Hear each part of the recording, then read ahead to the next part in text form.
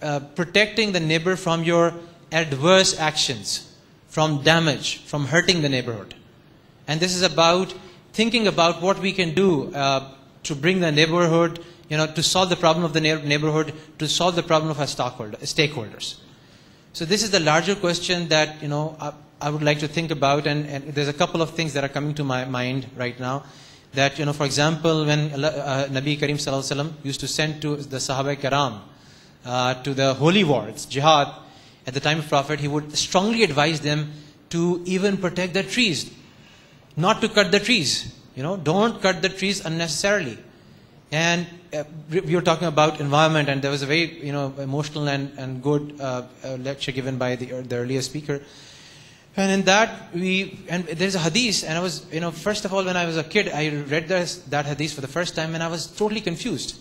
And that hadith was about, the preservation of natural resources. So, Prophet ﷺ is telling a Sahabi, who's actually making his ablution, his wudu, in a nahr, in a sort of a darya or nahr, where there's abundant amount of water, and he's telling him to use only, the water economically, to the extent that he needs to, for performing proper wuzu.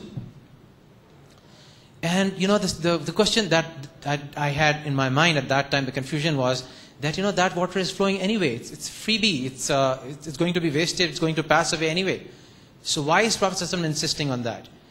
It would have made sense in a context where we have shortage of water in case of Karachi, and then somebody would have advised. And the Prophet ﷺ, and this is something where he's not using this water for any industrial need, any business need. He's using it for performing the worship part of his his ubudiyah. And in that case, the advice is coming from the Prophet ﷺ. So the learning that I had from that the principle that the Prophet ﷺ is trying to teach to the ummah is to preserve the natural resources. Despite our needs, our noble needs, we have to be conservative about them. Once we start being extravagant in the wudu, in the ablution part, then forget about the other activities we are performing. We will be even more extravagant in any other thing. Similarly, about the rights of the poor around us, we've heard about the hadith that you cannot be a Muslim if you sleep with your stomach full and your neighbors are hungry. And we've heard about the hadith that, if your neighbor is not protected from your mischief, from your hands or from your tongue, then again, you're not a Muslim. So all of these fall in the purview of social responsibility of the business, of the individuals, that they have to be cognizant of the needs of the people around them and to fulfill them. And I can go on about that, and we can talk more about that. But it's not just for what I want to address here is that luckily we have Islamic financial institutions. We have standards there. We have Sharia compliance standards, which has a separate input on the environment, on the social responsibility. So they have been held up to socially responsible, but we have to take it in a more broader and general sense that we have to apply to any organization working in Pakistan, any Islamic organization.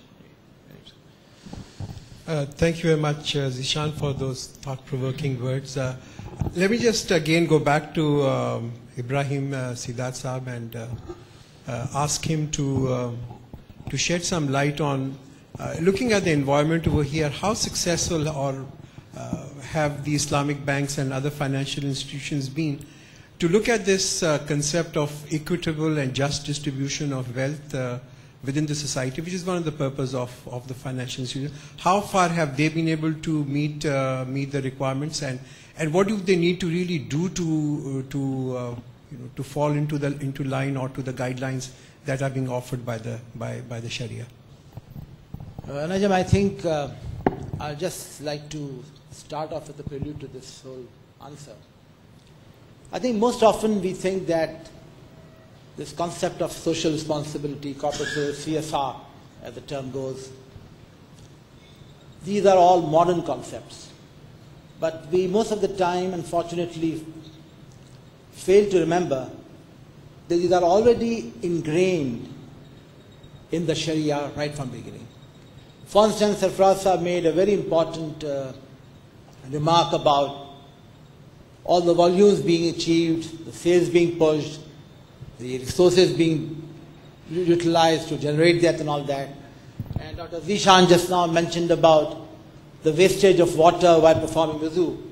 And I was immediately reminded of the Quranic injunction, إِنَّ الْمُبَذِّرِينَ كَانُوا إِخْوَانَ الشَّيَاطِينَ, that those who are, extravagant, they are brothers of shaitan.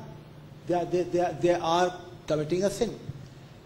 So, we must remember that all these concepts are not new modern concepts. They have been there 1400 years back. We may not have consciously captured those or were not cognizant of that in a very focused manner. But they were there and they have been taught, they have been asked to follow that right from the beginning. But unfortunately, in this humdrum of life, all we see is the bottom line, the profits, the material wealth, the resources that we have. And are we getting richer and richer with every passing day, whether we are individual or whether we are enterprise or institution? So going back to your specific question, whether Islamic banks, how have they done? I think it will be fair to say that despite the fact that they were faced with very difficult situation to begin with, to start something new in an environment where there have been giants in the conventional side of this particular business. They've been there for years. They have all the resources available to them. All the practices and procedures have been there. And yet today we hear about the financial collapse of one bank or the other in the developed part of the world. There should be something certainly wrong there. Something they are missing out. And something which they are ignoring either deliberately or they are not mindful of that.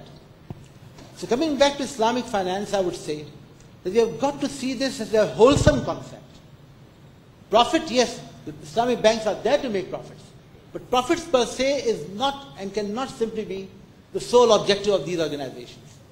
And that is why we have a Sharia standard issued by the AOC, and this concept of social responsibility said, we can talk about it in a more focused manner in the context of Islamic banks, but this is applicable and true in the context of all enterprises, and indeed all individuals.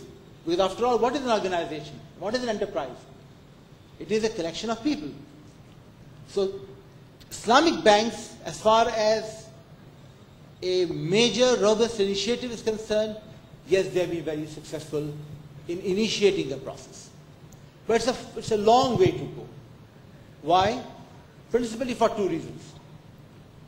Most of the human resources which are there in Islamic banks today, in Pakistan at least, they've been drawn from conventional banks.